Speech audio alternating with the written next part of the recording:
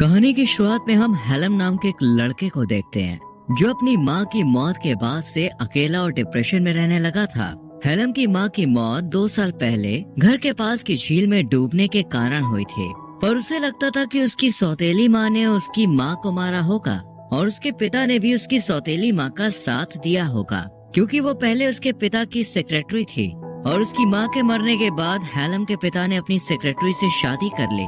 हेलम का अपने पिता के साथ भी रिश्ता अच्छा नहीं था और उसे अपने पिता और सौतेली माँ के साथ रहना नहीं था, इसलिए वो सारा दिन घर के पास के जंगल में बने अपने ट्री हाउस में अकेले रहता है और उसे जंगल में आए हुए लोगों की दूरबीन से जासूसी करने की आदत लग जाती है और उन्हें देखकर हेलम ये सब अपनी डायरी में लिखा करता था। साथ ही वो डायरी में अपने मन की बातें लिखा करता था। एक दिन हेलम की सौतेली माँ उसकी डायरी पढ़ लेती है जिसमें उसने दूसरे लोगों के बारे में लिखा होता है जिन पर वो नजर रखता था।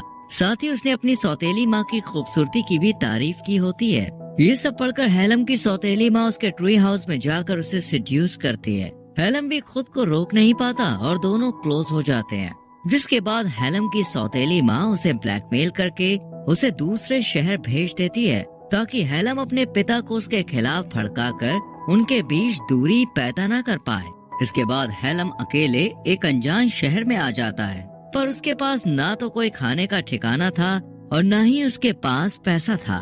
साथ ही हेलम के पास न ही रहने के लिए कोई जगह होती है, इसलिए उसे एक बिल्डिंग की छत पर खाली पेट रात गुजारनी पड़ती है।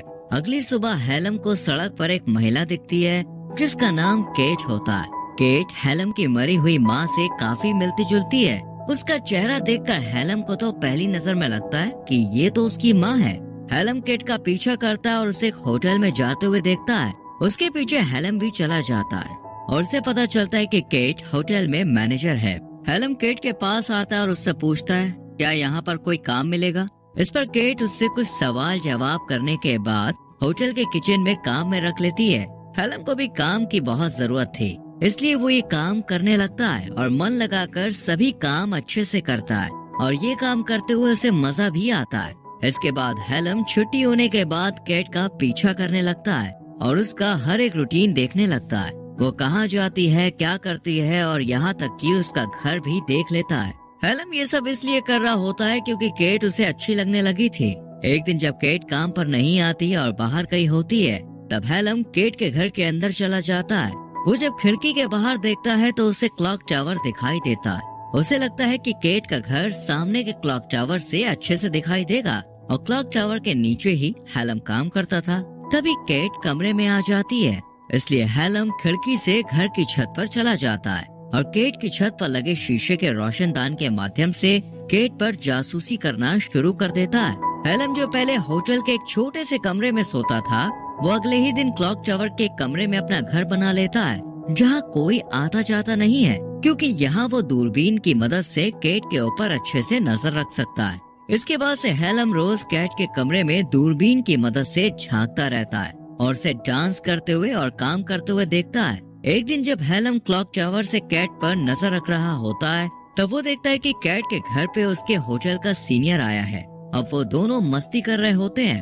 अगले दिन जब हेलम क्लॉक टावर पर जाने के लिए सीढ़ियों का इस्तेमाल कर रहा होता है, तब वही होटल का सीनियर जो कल रात केट के साथ था, उसे रोककर गुस्से में कहता है ऊपर तुम नहीं जा सकते, वहाँ सिर्फ सीनियर स्टाफ ही जा सकते हैं। इसके बाद जब हेलम किचन में काम कर रहा होता है, तब उसके पास केट आती है और पूछती है तुम्हें ये काम कैसा लग रहा है। इस पर हेलम कहता है कि वो अपने काम को एंजॉय कर रहा है। ये सुनकर केट को भी अच्छा लगता है। रात में जब हेलम केट को देखने के लिए उसके घर की छत पर होता है और रोशनदान से केट को देख रहा होता है, तब वो देखता है कि केट वहाँ अपने सीनियर के साथ है।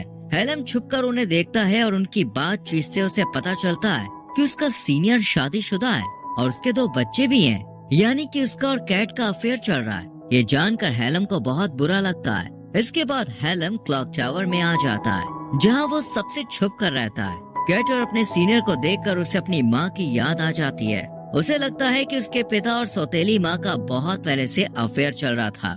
जब उसकी माँ को इसके बारे में पता चला तो वो सौतेली माँ से मिलने गई होगी और तभी सौतेली माँ ने उसकी माँ को मार दिया होगा ताकि वो उसके पिता के साथ अच्छे से रह सके।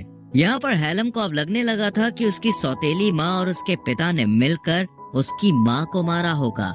इसलिए हेलम पुलिस स्टेशन जाता है और अपनी सौतेली माँ पर उसकी माँ की हत्या का आरोप लगाकर केस दर्ज करता है और अफसर से कहता है कि उसके पिता भी उसका साथ नहीं दे रहे हैं। अगले दिन कैट हेलम को ऑफिस में बुलाती है और उसे होटल में फ्रंट डेस्क का काम ऑफर करती है। इस पर हेलम मान जाता है और ये काम शुरू कर देता है। जल्द ही उसे ये काम अच्छा लगने लगता है और उसका एक दोस्त भी बन जाता है। एक दिन हेलम जब क्लॉक टावर से कैट को देख रहा होता है तब उसे ऐसा करते हुए उसका वही सीनियर देख लेता है और उसे समझ आ जाता है कि हेलम क्लॉक टावर से कैट के ऊपर नजर रखता है। उसका सीनियर गुस्से में हेलम को धमकाता है कि वो उसे पुलिस से पकड़वा देगा और नौकरी से निकाल देगा, पर हेलम अपने सीनियर से कहता है कि उसे सब पता है कि वो अपनी पत्नी को धोखा देकर कैट के साथ अफेयर कर रहा है। हेलम उसे ब्लैकमेल करने की कोशिश करता है। तब उसका सीनियर उसे नौकरी से नहीं निकालता और दोनों अपनी बातें सीक्रेट रखने का फैसला करते हैं। अगले दिन हेलम जब काम पर होता है तब कैट उसके पास आकर उसे बर्थडे विश करती है, क्योंकि आज हेलम 19 साल का हो गया होता है। ये बात उसके कोवर्कर दोस्त को भी पता चल जाती है और वो उससे पार्टी मांगता है। इस पर कैट भी हेलम को बर्थडे सेलिब्रेट करने को कहती है और वो लोग आज रात बार में जाने का प्लान बनाते हैं। रात में हेलम, उसका कोवर्कर दोस्त और कैट बार में होते हैं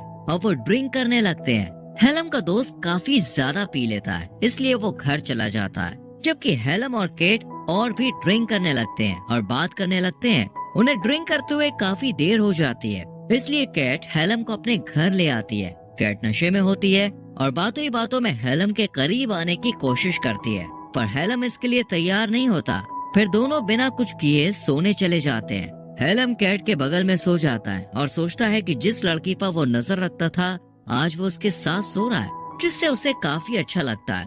अगले दिन हेलम जब काम पर जाता है तब वो सबसे पहले कैट के पास जाकर उसे डेट पर चलने के लिए कहता है, पर वो उसे मना कर देती है। कैट कहती है कि कल रात मैंने नशे की हालत में जो भी किया उसे तुम भूल जाओ। ये सुनकर हेलम उदास होकर वहाँ से चला जाता है। कुछ देर के बाद हेलम को होटल के कमरे में बुलाया जाता है। जब वो वहाँ जाता है तो देखता है कि वहाँ कैट है। वो हेलम के करीब आने लगती है और दोनों क्लोज हो जाते हैं। अब हेलम को कैट के साथ अच्छा लगने लगा था और कैट भी हेलम के साथ खुश थी।